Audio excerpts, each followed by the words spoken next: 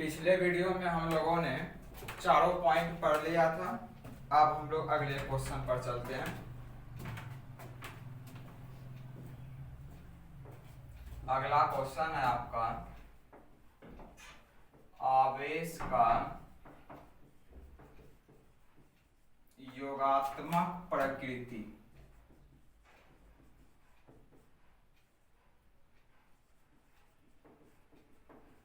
Additive nature of charge.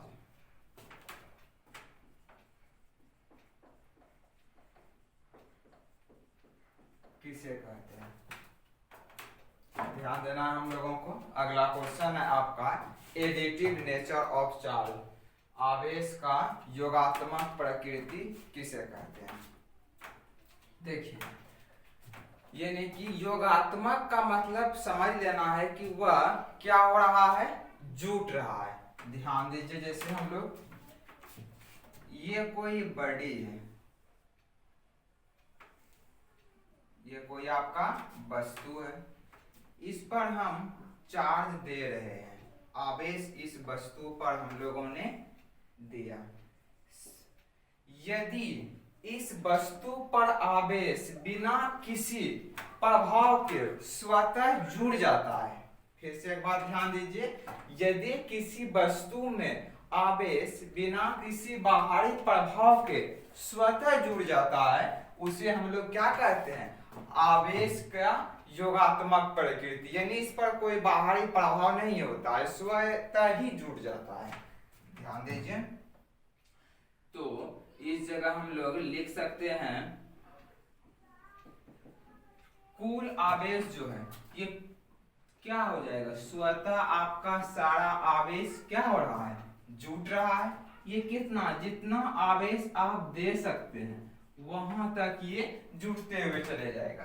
तो हम लोग लिख सकते हैं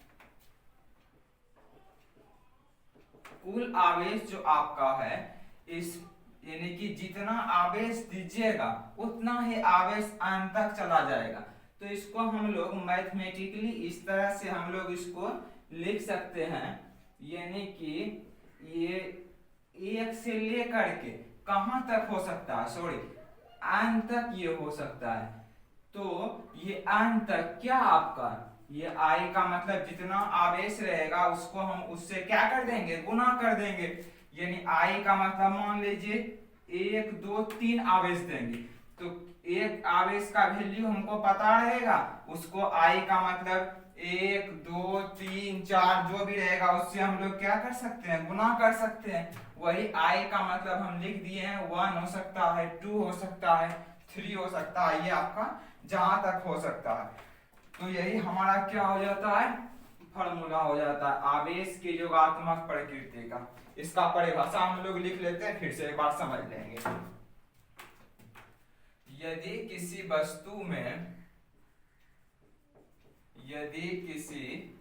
वस्तु में दिया गया आवेश बिना किसी बाहरी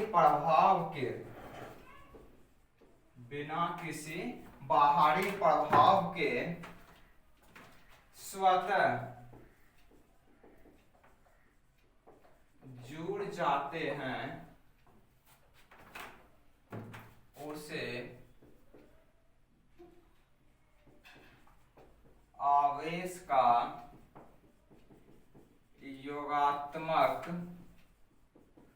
प्रकृति कहा जाता है। ध्यान दीजिए फिर से, यानी कि यदि किसी, ये आपका क्या है, बॉडी है, हिंदी इसका वस्तु होता है, ये कोई आपका बॉडी है।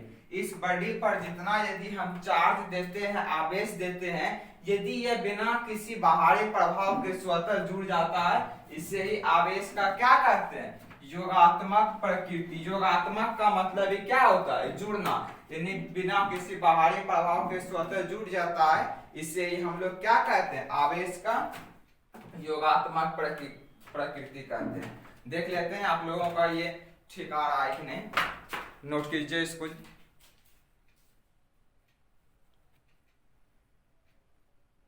बिल्कुल सही आ रहा है।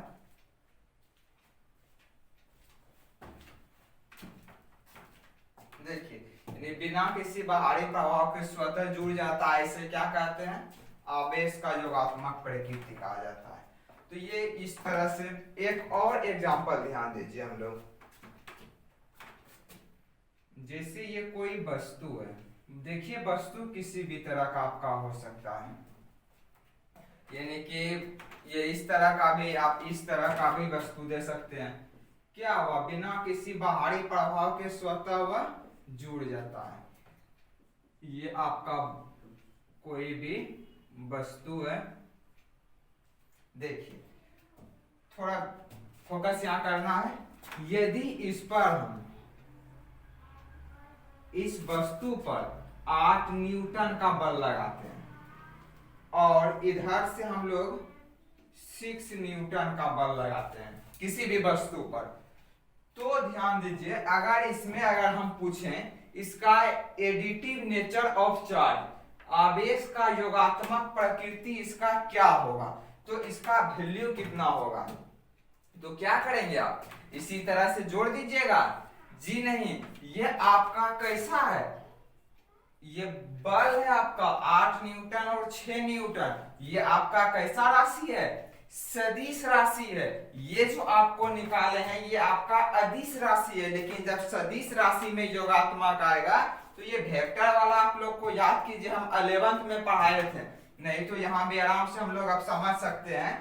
तो इस पर जितना बल इधर से लगा इस वस्तु पर, तो इसका जो होता है परिणामी सदिश इस तरह से, यानी कि एक इधर एक इधर, तो ये आपका एक्स एक्सिस हो गया, ये आपका वाई, और यहाँ आपका कौन सा एक्सिस हो जाएगा? Z axis. तो ध्यान दीजिए यहाँ पर तो हम लाइन नहीं खींच सकते हैं, लेकिन इसको हम इसीलिए इसको नीचे दिखाएं। तो हम आप लोग को वहां बताए थे, एक फोर्स आपका ये F1 लग गया और एक फोर्स यहाँ F2। इस वस्तु पर दो बल लग रहा है, F1 और F2। तब इसका परिणामी जो फोर्स है आपका R ले लेते हैं, रिजल्टेंट वेक्टर, यानी कि ये आपका परिणामी बल। तो इसका क्या होगा? तो हम लोग यहां ध्यान देते हैं, परिणामी इसका क्या होगा?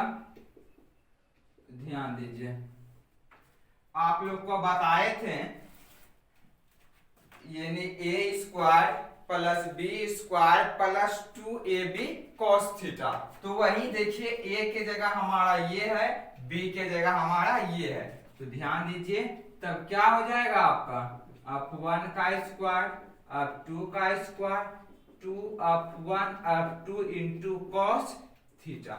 इसी पर हम लोग क्या करेंगे? ध्यान दीजिए, वैल्यू सबका पुट करेंगे। F1 की जगह क्या है आपका? 8 का स्क्वायर, F2 की जगह 6 का स्क्वायर प्लस 2। F1 कितना है बताइए कोई? 8 है। F2 कितना है? 6 है। cos थीटा, cos का होता cos लिख दिए थीटा की जगह। ध्यान दीजिए F1 F2, यहां ध्यान दीजिए ये दोनों के बीच कितना है? 90 डिग्री का कोण है। यदि आप इधर देखिएगा, ये भी आपका कहाँ है? एकदम एक दूसरे के लंबवत है। तो सब में कितना डिग्री का कोण इसमें रहता है? 90 डिग्री का कोण रहता है। तो ध्यान दीजिए, आप R बराबर क्या हो जाएगा? 8 का स्क्वायर 64, 36 प्लस इसका cos 90 का वैल्यू कितना होता है? 1 होता है क्या? नहीं, 0 होता है। और 0 को हम लोग किसी से भी गुना करेंगे तो क्या हो जाएगा? 0 ही होगा। अब ध्यान दीजिए, आगे हम लोग बढ़ते हैं। आप R बराबर कितना हो जाएगा आपका? 64 प्लस 36 बराबर 100 न्यूटन। अब ध्यान दीजिए, रिजल्टेंट इसका कितना हो जाएगा? 10 न्यूटन। क्या आप ऐसा भी कर सकते हैं? बहुत बच्चे ऐसा बोलते हैं कि सर आप जिस तरह से किए ना, जिसमें आप क्या किए, दो चार्ज दिए, दो चार्ज को जोड़ देते हैं। किस तरह से जोड़ते हैं? देखिए, आप बराबर ऐसा भी तो आप कर सकते थे, F1 प्लस F2, क्योंकि अभी तो आवेश का योगात्मक प्रकृति यही कहता है कि टोटल फोर्स क्या होता है आपका, आपस में जुड़ जाता है, लेकिन ये आपका अदिश के लिए है, ना कि आपका सदिश के लिए। तो ये ध्यान देना है, अगर आप हम निकालें ये अदिश के लिए, यदि आप यही रूल इसमें लागू कर देते हैं तो आप नेट यानी कि नेट फोर्स कितना हो जाएगा, ध्यान दीजिए, नेट फोर्स इस हिसाब से आपका हो जाएगा 8 न्यूटन प्लस 6 न्यूटन। तो नेट फोर्स कितना आपके अनुसार हो जाएगा 14 न्यूटन। ये अगर आपका अदिश रहता तब आप ये वाला कर सकते थे, अन्यथा ये आप नहीं कर सकते, इसीलिए ये वाला प्रोसेस आपका सही नहीं है। तो हम लोग को जब सदिश वाला बोलेगा तो हम लोग यहां से लेकर के हम लोग यहां तक निकालेंगे, ये आपका सही नहीं है। तो इसी तरह आप लोग पूरा नोट कर लीजिए, जल्दी से नोट कीजिए, हम मिटाते हैं।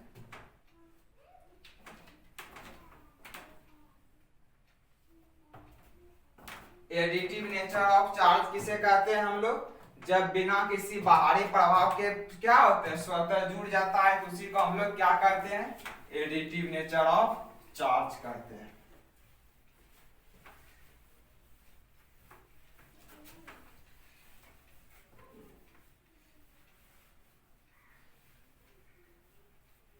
आप लोग कॉपी में नोट करते जाना है, क्योंकि ये आपका लॉकडाउन जो है कोरोना बहुत तेजी से बढ़ते जा रहा है।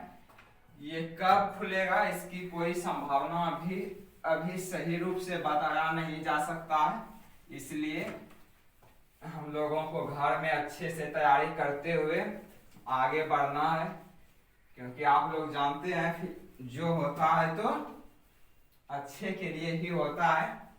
क्योंकि अब आपके पास घर में बहुत सारा समय अवेलेबल है, आप लोग इस समय का अच्छे रूप से फायदा उठाएं और पूरा कंप्लीट करते जाएं। चलिए हम लोग आगे बढ़ते हैं। अगला क्वेश्चन है आपका आवेश का क्वांटीकरण।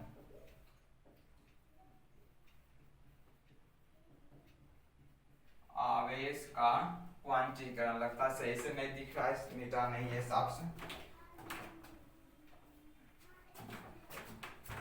बस बोल भी देते हैं, लिख लीजिएगा अच्छे से। आवेश का क्वांटीकरण,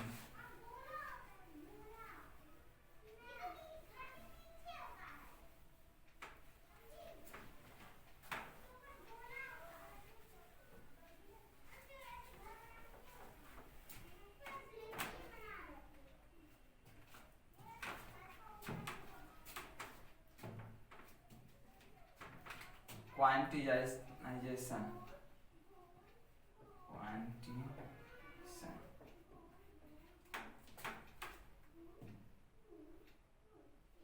ऑफ चार्ज किसे कहते हैं, पूरा क्वेश्चन लिखा हुआ है, आप लोग आवेश का क्वांटीकरण किसे कहते हैं।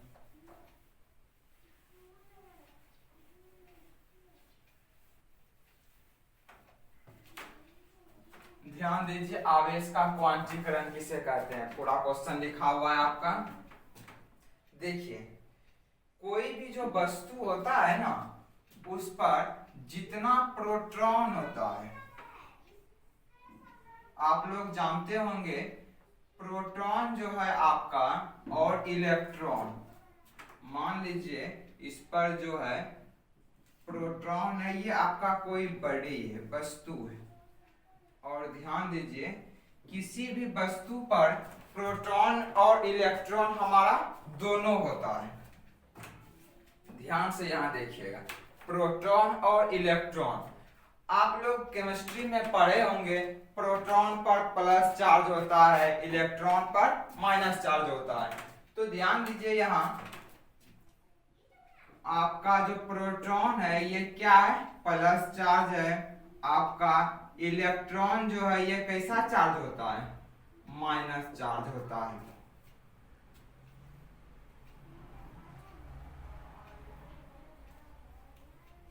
ध्यान दीजिए, अब यहां हमको निकालना क्या है, आवेश का क्वांटीकरण किसे कहते हैं। देखिए इसमें होता क्या है, इसका जो वैल्यू रहता है, ये वैल्यू क्या है 1.6 इंटू 10⁻⁻19 कूलम। ये आपका क्या है, आपका ये होता है वैल्यू। इसीलिए हम लोग यहाँ ध्यान देना है, ये तो ठीक है, लेकिन जो किसी वस्तु में जो आवेश रहता है, सॉरी आवेश जो है प्लस के भी रूप में रहता है और माइनस के भी रूप में रहता है। इसीलिए हम लोग इसको इस तरह से लिख सकते हैं,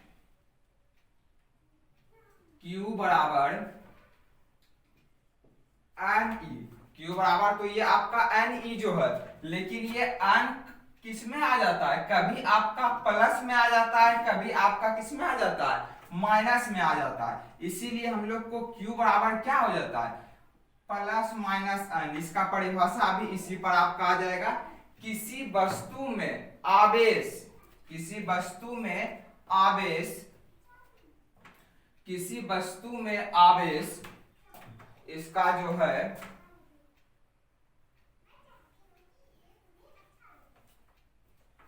ये आपका प्लस, इसमें प्रोटॉन जो है इस जगह लिख देते हैं, प्रोटॉन जो आपका है प्लस में होता है और इलेक्ट्रॉन जो आपका किस में होता है माइनस में होता है।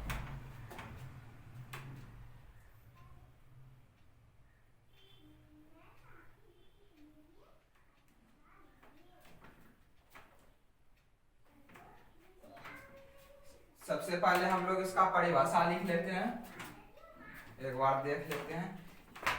बार बार हिलने का प्रॉब्लम रहता है। कल कुछ बच्चे बोल रहे थे सर बोर्ड चमक रहा है, गेट लगा के कीजिएगा, कहीं तो नहीं चमक रहा है।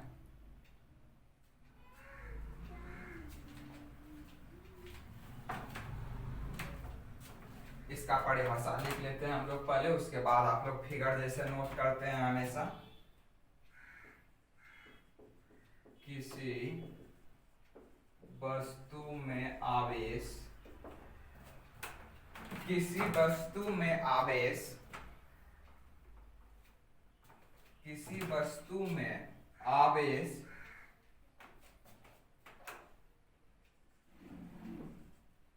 मूलभूत आवेश का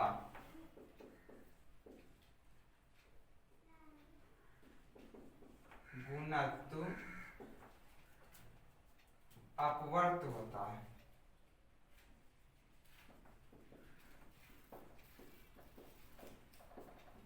किसी वस्तु में आवेश मूलभूत आवेश का घनत्व अपवर्त होता है। कहने का मतलब है किसी वस्तु में आवेश जो है, किसी वस्तु में आवेश जो है ये मूलभूत आवेश का, एन का मतलब क्या है घनत्व, जितना एन रहेगा, यानी एन का मतलब 1 2 3 4 5, यानी कि उसके साथ हम ई से मूलभूत आवेश से क्या कर देंगे गुना कर देंगे। तो किसी वस्तु में आवेश, किसी वस्तु में आवेश मूलभूत आवेश का क्या होता है गुणत्व होता है। उसके नीचे ये सब फिगर लिखिएगा, जैसे आप लोग पहले परिभाषा लिखते हैं, उसके बाद फिगर बनाते हैं, फिगर के नीचे लिखते हैं, तब आप उसके नीचे लिखिएगा जहां जहां n बराबर क्या हो जाएगा प्राकृतिक संख्या, प्राकृत संख्या कह सकते हैं, इंटीजर नंबर कह सकते हैं, प्राकृत संख्या, और ई का वैल्यू तो अभी आपको बताए ही थे।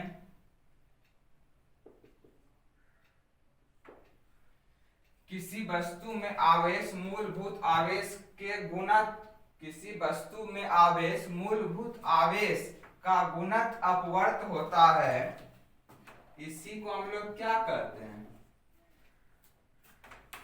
जिसे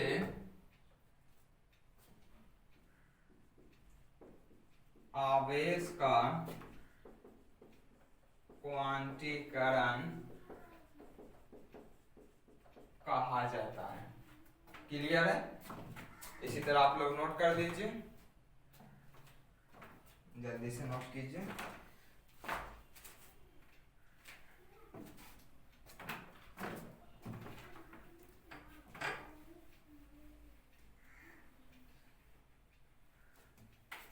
अगला क्वेश्चन लिखिए, आवेश के संरक्षण का सिद्धांत, principle of conservation of charge, आवेश के संरक्षण का सिद्धांत किसे कहते हैं?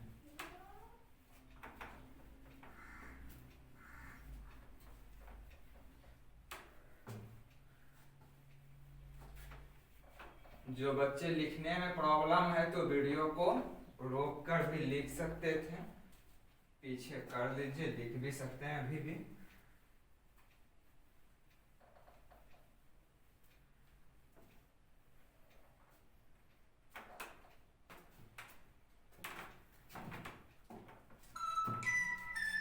Principle of conservation of charge,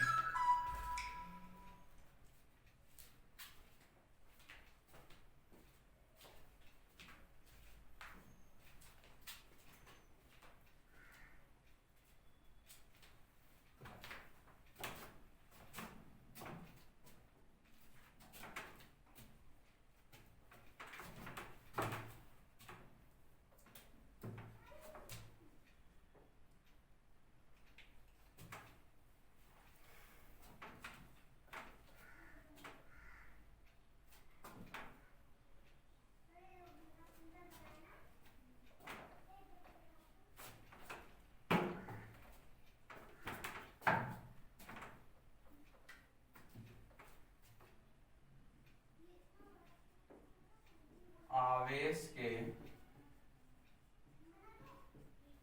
संरक्षण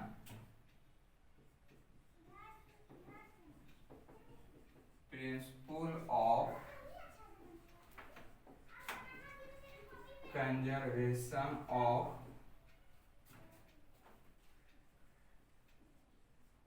चार्ज,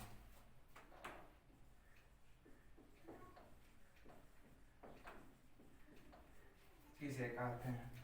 आवेश के संरक्षण का सिद्धांत किसे कहते हैं? ध्यान दीजिए, एक आप लोगों को बताए थे प्रोडक्शन ऑफ चार्ज, पदार्थ का उत्पत्तिकरण, जिसमें से आपको हम 4 पॉइंट लिखाए थे, घर्षण के द्वारा, ध्रुवीकरण के द्वारा, ये सब आपको 4 पॉइंट हम लिखाए थे जो पिछले वीडियो में हमने पूरा बता दिया है। तो ध्यान दीजिए, प्रोडक्शन यानी उत्पत्तिकरण का मतलब क्या हुआ?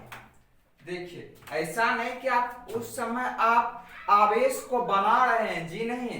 प्रोडक्शन ऑफ चार्ज का मतलब वहां हुआ था कि हम लोग आवेश को किस तरह से एक जगह से दूसरे जगह भेज सकते हैं। प्रोडक्शन का मतलब वहां हमारा वो है, ऐसा नहीं हम लोग को समझना है कि हम लोग इसका आवेश का उत्पत्तिकरण कर रहे हैं। हम लोग प्रोडक्शन का मतलब एक जगह से हम क्या कर रहे हैं, उसको दूसरे जगह ट्रांसफर कर रहे हैं। सारा में आपको एग्जांपल भी दे दिया गया है। घर्षण में भी हम आपका ग्लास रॉड यानी छड़ और वो सिल्क क्लॉथ यानी रेशम का वस्त्र, दोनों के बीच में घर्षण करवाया था। जितना आवेश वहां हमारा छड़ से निकला यानी प्लस हुआ, उतना ही हमारा वह रेशम के वस्त्र पर हमारा आया था। यानी कहने का मतलब ये है कि आवेश का वहां प्रोडक्शन का मतलब ये हुआ, हम लोग उसको ट्रांसफर हो रहा है, पर ये नहीं कि हम लोग उसको क्या कर रहे हैं, आवेश को बना नहीं रहे हैं, ऐसा हम लोग को नहीं समझना है। तो चलिए, ये क्वेश्चन से हमारा वो सारा पॉइंट भी और अच्छे से क्लियर हो जाएगा। देखिए, आवेश के संरक्षण का सिद्धांत क्या है? आवेश के संरक्षण का सिद्धांत यही है कि आवेश को ना तो हम उत्पन्न कर सकते हैं, ना ही हम उस आवेश को नष्ट कर सकते हैं। तो सर हम क्या कर सकते हैं, बस उसको एक जगह से दूसरे रूप में, सॉरी कुछ भी बोल सकते हैं, यानी एक रूप से दूसरे रूप में उसको क्या कर सकते हैं, कन्वर्ट कर सकते हैं। तो ध्यान दीजिए, आवेश का संरक्षण का सिद्धांत किसे कहते हैं? तो इसका हम लोग परिभाषा भी लिख सकते हैं। आवेश को ना तो उत्पन्न किया जा सकता है, ना ही नष्ट किया जा सकता है।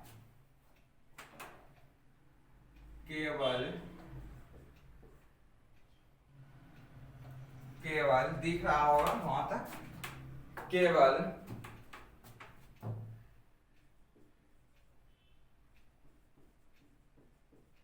एक रूप से दूसरे रूप में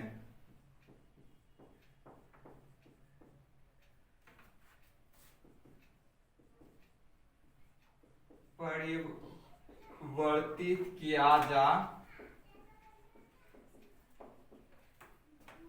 एक रूप से दूसरे रूप में परिवर्तित किया जा सकता है, इसे ही आवेश के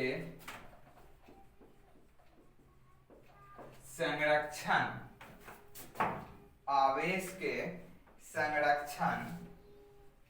का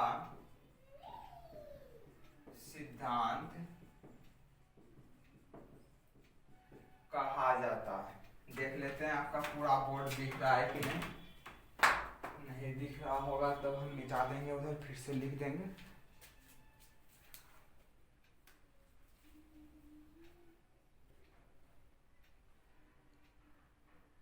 दिख तो रहा है।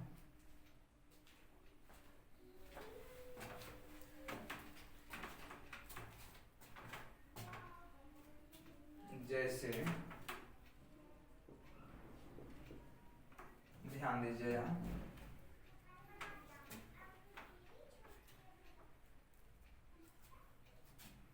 इससे पहले भी हम ये वाला फिगर बना चुके हैं, बस उसी पॉइंट को हम क्या कर देंगे, लिख देते हैं। ये आपका ग्लास रॉड हो गया, कांच का छड़, कांच का छड़, और ये आपका क्या हो गया, रेशम का वस्त्र। देखिए हम आपको समझाना यहाँ ये चाह रहे हैं, आवेश के यानी आवेश को ना तो हम उत्पन्न कर सकते हैं, ना तो हम क्या कर सकते हैं, नष्ट कर सकते हैं। तो सर हम कैसे मान लें, एक रूप से दूसरे रूप में क्या होता है, परिवर्तित होता है। ये आपका क्या है, सिल्क क्लॉथ।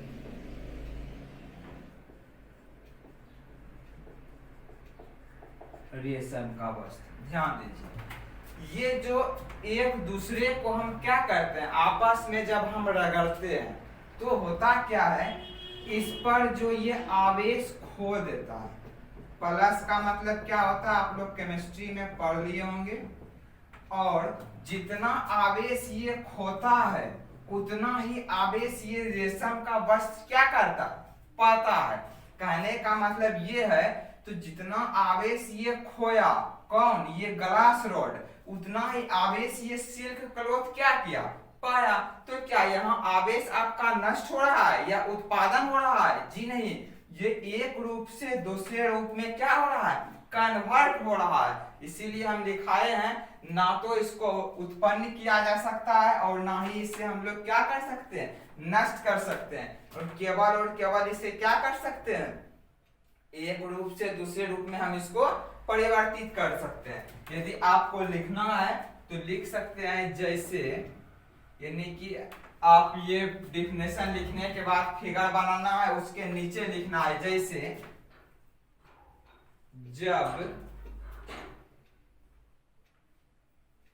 जब किसको किसको आप रगड़ रहे हैं, ग्लास रॉड तथा सिल्क क्लॉथ को आपस में रगड़ा जाता है, तब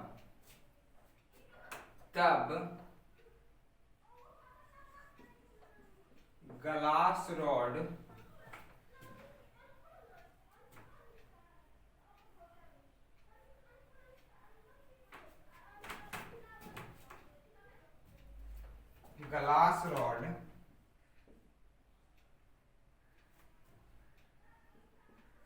उतना ही आवेश होता है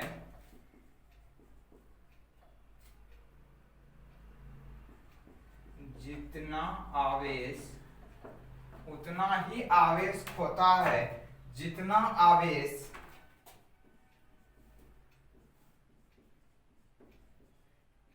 सिल्क क्लॉथ के द्वारा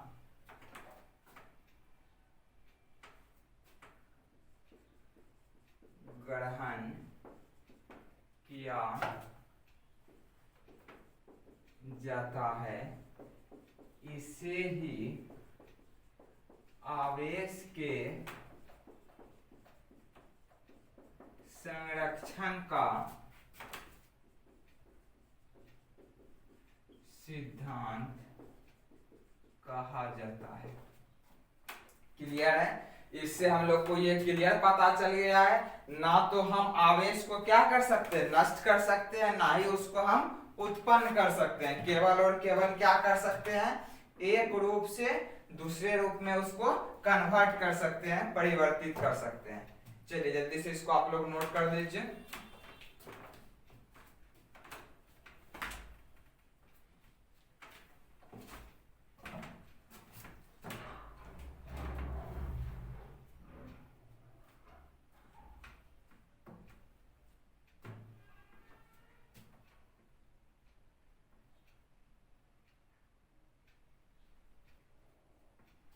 नोट कर लिए होंगे आप लोग भी।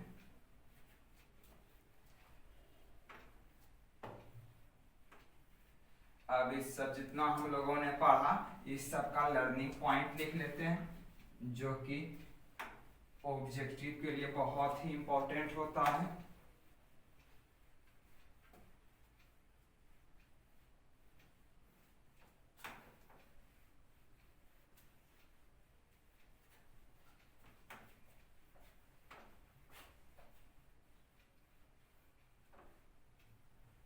लर्निंग पॉइंट लिखिए, पहला नंबर दीजिए। ये आवेश जो आपका है कैसा राशि है, कोई बताइए। बिल्कुल सही सोच रहे होंगे आप लोग, यह अदिश राशि है, स्केलर क्वांटिटी।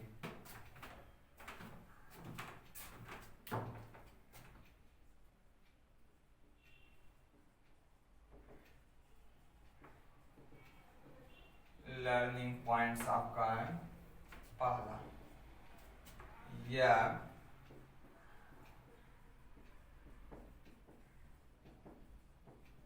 अदिश राशि है, यह अदिश राशि है।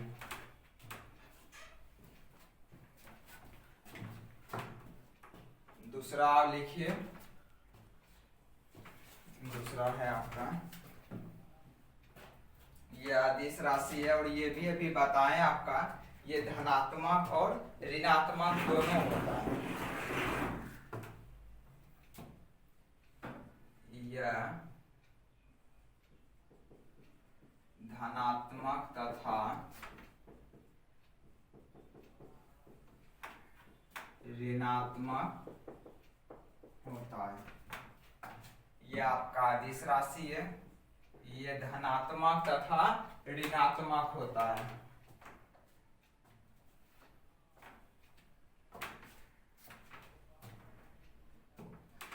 तीसरा लिखिए, आवेश का योगात्मक प्रकृति। आवेश का योगात्मक प्रकृति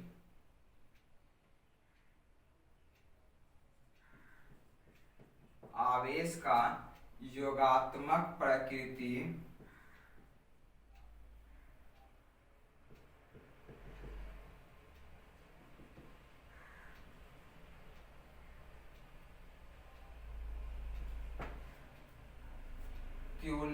क्यू नेट बराबर कुल आवेश बराबर ये होता है। आवेश का योगात्मक प्रकृति क्यू नेट बराबर सिग्मा I = 1 to n होता है।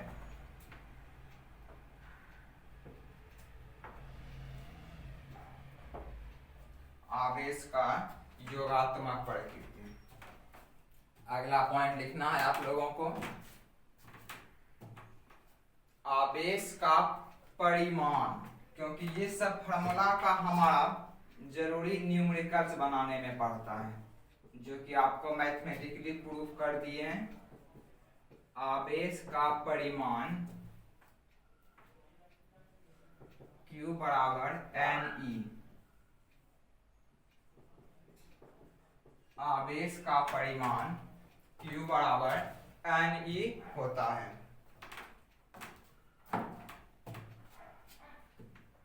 पांचवा पॉइंट लिखिए, धारा के प्रवाह के कारण, धारा के प्रवाह के कारण आवेश, धारा के प्रवाह के कारण आवेश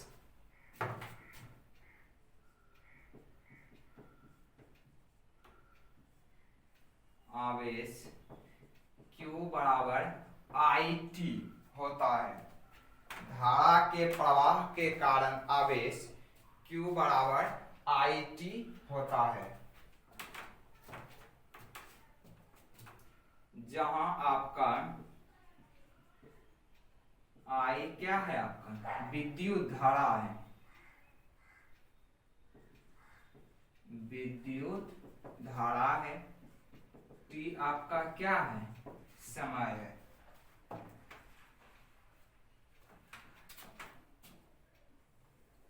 फाइव पॉइंट हो गया।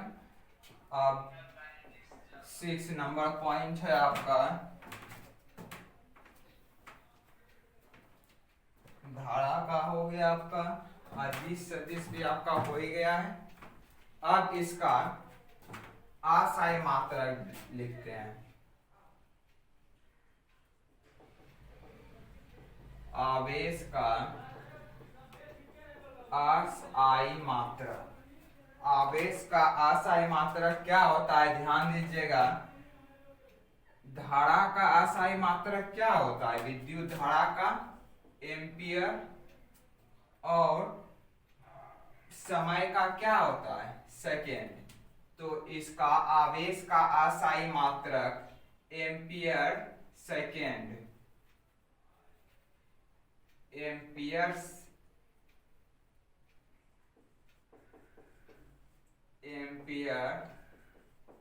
सेकेंड, इस तरह भी लिखते हैं। और आवेश के बारे में कूलम्ब नामक वैज्ञानिक ने हम लोगों को बताया, इसलिए हम लोग उनके सम्मान में हम लोग इसका आवेश कूलम्ब, इसका आशय मात्रक कूलम्ब भी लिखते हैं। तो इसका आशय मात्रक होता क्या है, एम्पियर सेकेंड होता है। लेकिन कौन से वैज्ञानिक ने बताया आवेश के बारे में, कूलम्ब के नामक वैज्ञानिक ने बताया, इसीलिए इसके सम्मान में हम लोग क्या लिखते हैं, इसका आशय मात्रक कूलम्ब भी लिखते हैं। 7 नंबर पॉइंट हमारा है डायमेंशन।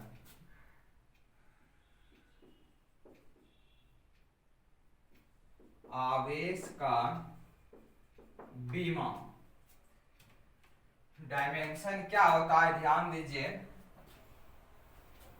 हम लोग तो लिखते थे MLTI, यही लिखते थे ना, यूनिट एंड डायमेंशन, थोड़ा याद कीजिए।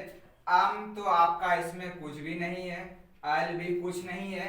हाँ, T का मतलब आपका समय होता है, तो आपका समय है। I का मतलब विद्युत धारा, विद्युत धारा भी क्या है, आपका है। तो ध्यान दीजिएगा, इसका आवेश M0 L0, I और T, I और T को याद कीजिए, हम लोग Q लिखा करते थे। इस I और T को क्या लिखते थे, Q, इसलिए हम लोग इसका डायमेंशन आपका इस तरह से हमारा डायमेंशन हो जाता है।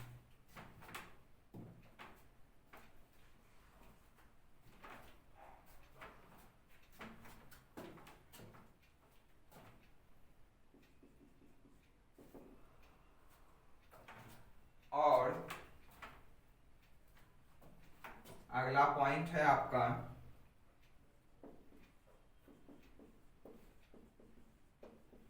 स्थिर आवेश के कारण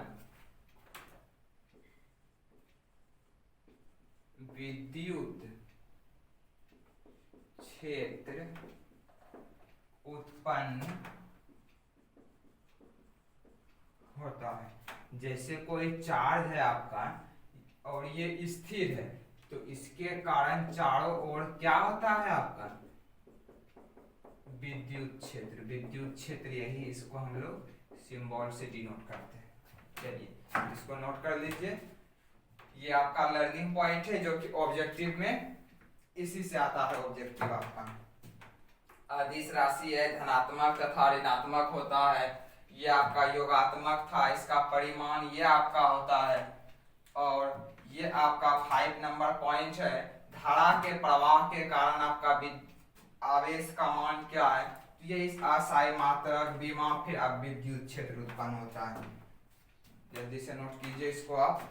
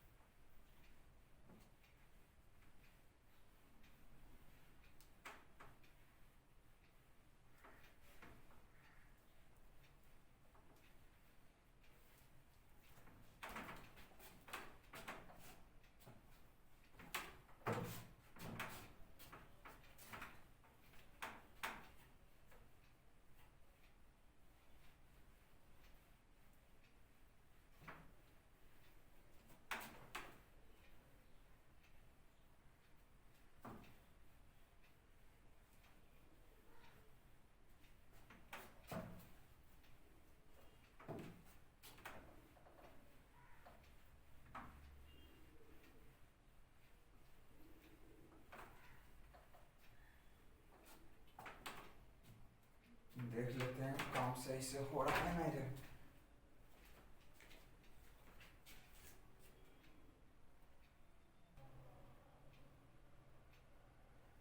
ठीक है,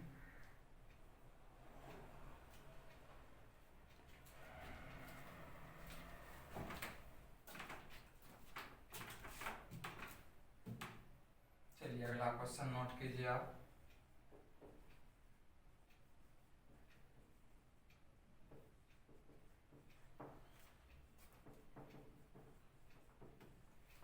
इलेक्ट्रिक डायपोल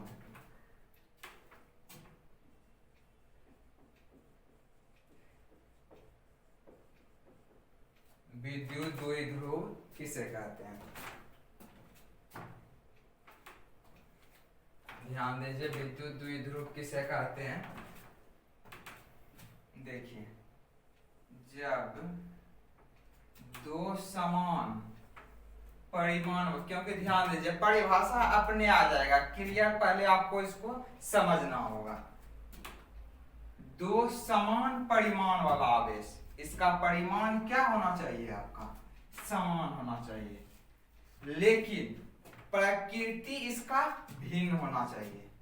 प्रकृति भिन्न यानी कि एक प्लस और एक माइनस, दोनों का परिमाण क्या है आपका समान है, लेकिन प्रकृति क्या है भिन्न है।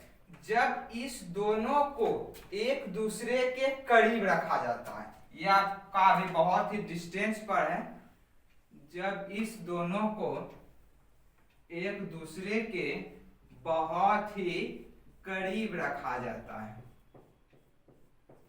एक दूसरे के बहुत ही करीब रखा जाता है, तब ये आपका नेचर में कैसा है धनात्मक, धनात्मक है, और ये आपका क्या है ऋणात्मक है।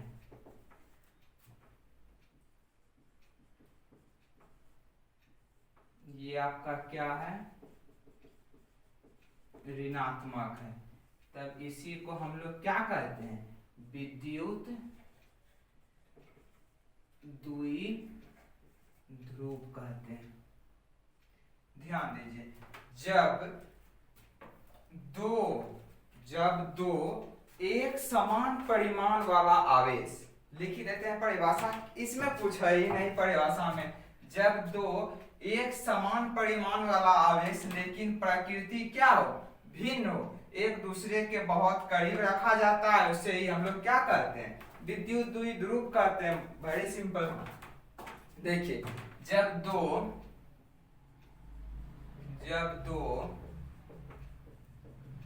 समान परिमाण वाला आवेश, जब दो एक समान कर दीजिए, जब दो एक समान परिमाण वाला आवेश लेकिन प्रकृति भिन्न भिन्न हो तथा एक दूसरे के बहुत करीब हो, उसे विद्युत द्विध्रुव कहा जाता है।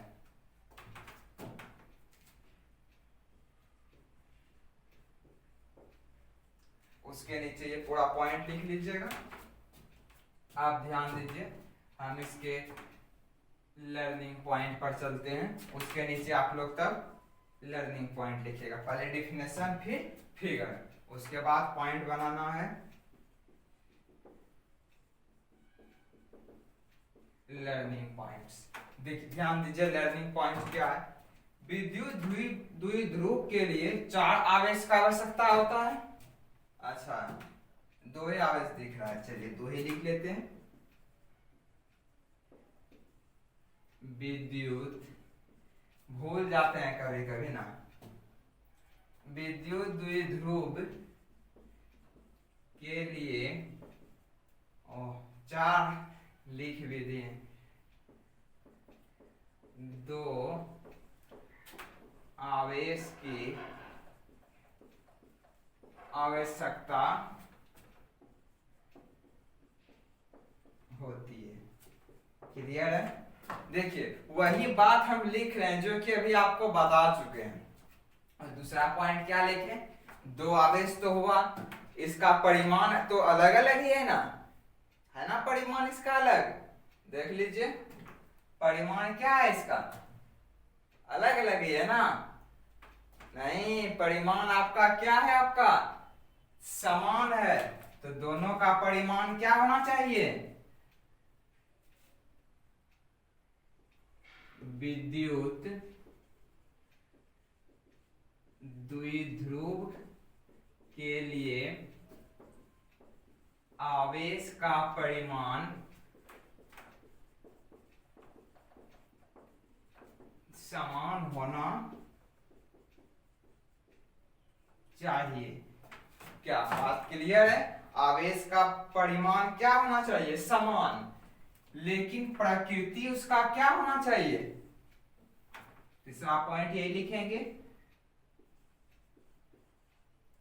विद्युत, आप लोग को पूरा लिखना है, द्विध्रुव के लिए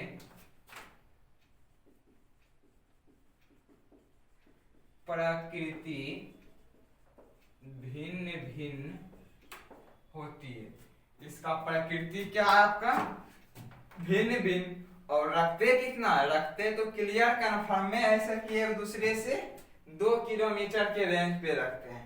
क्या यही लिख दें, 2 किलोमीटर के रेंज पे रखते हैं। विद्युत द्विध्रुव के लिए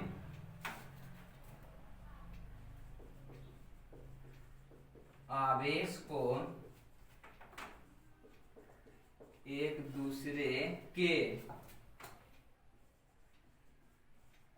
करीब होना चाहिए। नोट कीजिए इसको।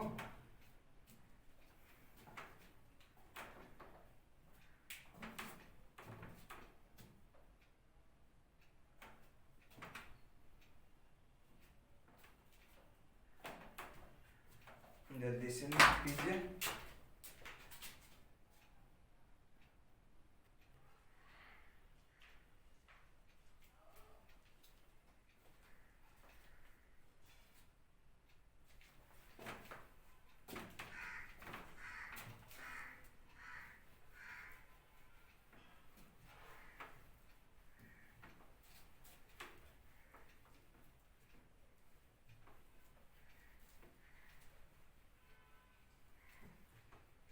ध्यान रखना है, हम लोगों का ये समय बहुत ही इम्पोर्टेंट है, क्योंकि जैसा माहौल चल रहा है इस माहौल में ना तो घर से निकलना है, जब घर से निकलेंगे नहीं तो समय का तो ऑलरेडी सही यूज होगा। क्या करने में समझ ही रहे होंगे आप लोग, आईपीएल देखने में भी। क्या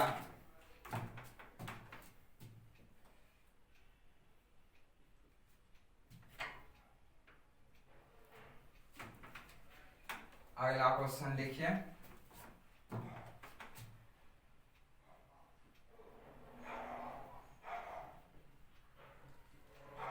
द्विध्रुव आघूर्ण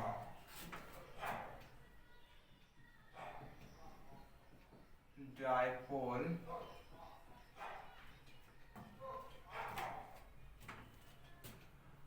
मोमेंट किसे कहते हैं? द्विध्रुव आघूर्ण किसे कहते हैं?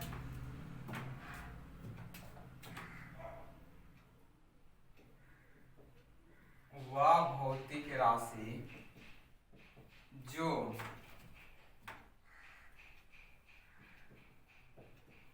आवेश तथा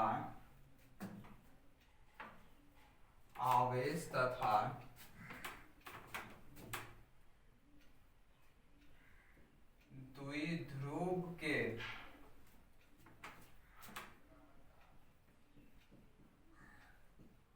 गुणनफल के रूप में प्राप्त होता है उसे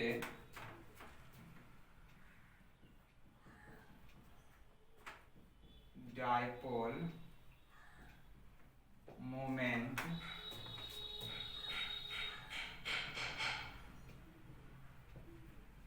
कहा जाता है।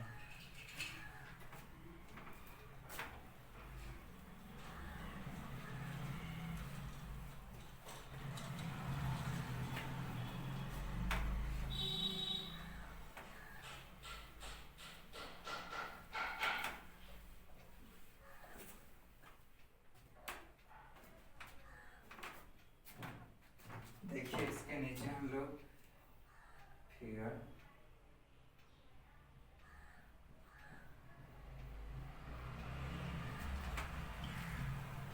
द्विध्रुव आघूर्ण आप लोग को हम पिछले क्लास में भी आप लोग देखे होंगे।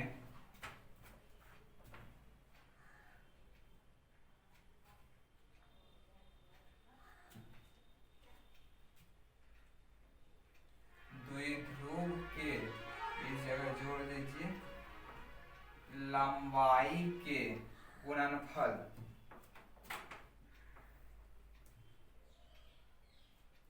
द्विध्रुव में क्या होता है? प्लस चार्ज और माइनस चार्ज। एक बात ये आप लोग बताइए कि द्विध्रुव का लंबाई कितना होता है? याद है किसी को क्या? हाँ वही 11th क्लास का। कोई दिमाग लगाइए, इसको वेक्टर पी से सूचित करते हैं। याद आया?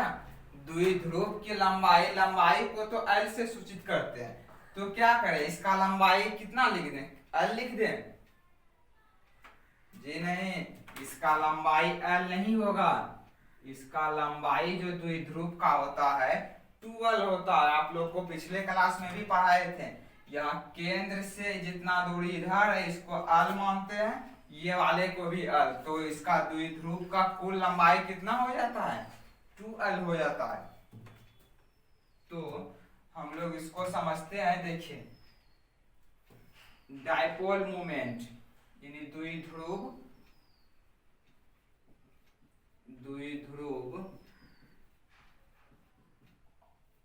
द्विध्रुव आघूर्ण बराबर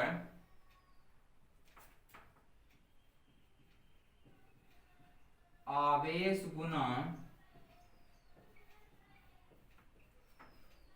द्विध्रुव की लंबाई। आवेश गुना द्विध्रुव की लंबाई। अब द्विध्रुव आघूर्ण को हम अभी बताएं वेक्टर P से सूचित करते हैं। आवेश को Q से द्विध्रुव का कुल लंबाई क्या हो जाता है? 2L हो जाता है। उसके आगे बढ़ते हैं, इसको हम मॉड लगा देते हैं Q इंटू 2L। ये क्या हो गया? अब इसका परिमाण के रूप में आ जाता है, तो इसीलिए P बराबर Q इंटू 2L। यही आपका क्या है?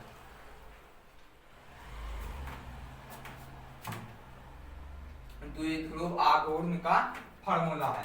P बराबर Q इंटू 2L। देखिए परिभाषा हम लोग अपने मन से कहीं लाते नहीं है, वो परिभाषा अपने ही आप बन जाता है। क्या? आवेश तथा द्विध्रुव के लंबाई के गुणनफल को द्विध्रुव आघूर्ण कहा जाता है। वही तो लिखे, वह भौतिक राशि जो आवेश, जो Q क्या है आपका? आवेश तथा 2L क्या है? द्विध्रुव के लंबाई के गुणनफल के रूप में प्राप्त होता है, उसे क्या कहते हैं? द्विध्रुव आघूर्ण कहते हैं। ध्यान दीजिए, ये सब क्वेश्चन 2 नंबर में आ जाता है, इसीलिए इस सब को भी आपको हमेशा रिवीजन रखना है। और इसके बाद अगला क्वेश्चन, इसमें आप इसका लर्निंग पॉइंट देके भी लिख सकते हैं। चलिए दे ही देते हैं।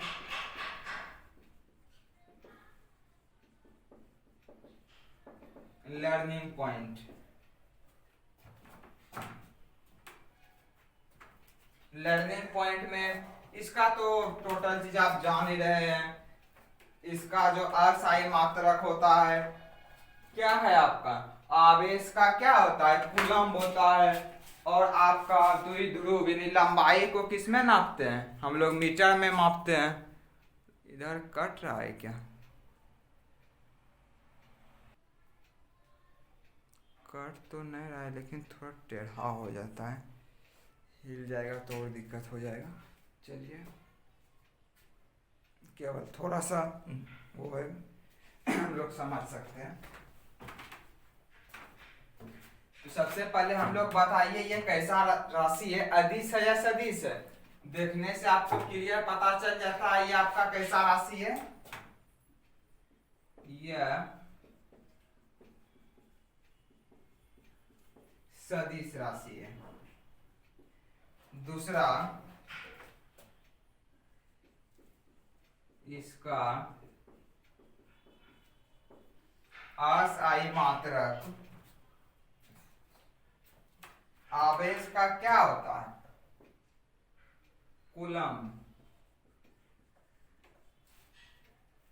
कूलम्ब लेंथ का, लंबाई का क्या होता है? मीटर। इसका अस्थायी मात्रक क्या होता है? कूलम्ब मीटर होता है। तब इसका बीमा क्या हो जाएगा? m0L। हाँ, L होगा। क्यों होगा L? क्योंकि मीटर है ना। m1। आप ध्यान दीजिए, m0L1 T इसमें है क्या? T0 I0 Q1। ध्यान दीजिए, हमने ऐसा क्यों किया? क्योंकि देखिए यहाँ हम Q के रूप में लिखें, I और T मिलके क्या हो जाता है आपका? I और T मिलके Q हो जाता है। आप लोग को पिछले क्लास में भी बताए हैं। देखिए मीटर को क्या लिखे? L लिख दिए, और आपको कूलम्ब को क्या लिख दिए? Q लिख दिए। इसका यही आपका बीमा, इसको दूसरे फॉर्म में भी आप लोग लिख सकते हैं, जैसा कि पिछले बार में हम बताए हुए थे। चलिए ठीक है, आज यहीं तक हम लोग रहते हैं, आगे दूसरे दिन फिर पढ़ेंगे। तब तक के लिए आप लोग SW दे देते हैं, घर में रिवीजन कीजिएगा इसको।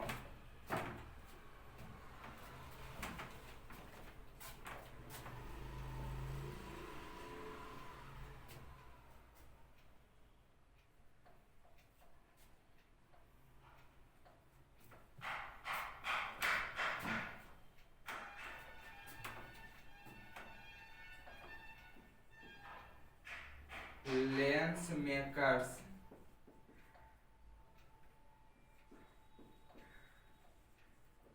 फार्मूला थीन लेंस के लिए आप लोग को बताए थे, प्रिज्म में बताए थे आप लोगों को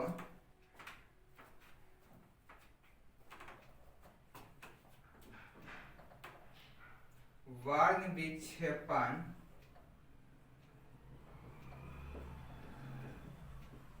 रहित विचलन कोण का व्यंजक प्राप्त करें। ये दोनों फार्मूला को बहुत बार क्लास में भी आप लोग प्रूफ करके दिखाए हैं, फिर से एक बार इसको रिवीजन कर लीजिएगा। ठीक है, आज इतना ही रहने देते हैं, आगे फिर दूसरे दिन बढ़ेंगे। कॉपी में प्रत्येक दिन नोट करते हुए आप लोग को रखना है।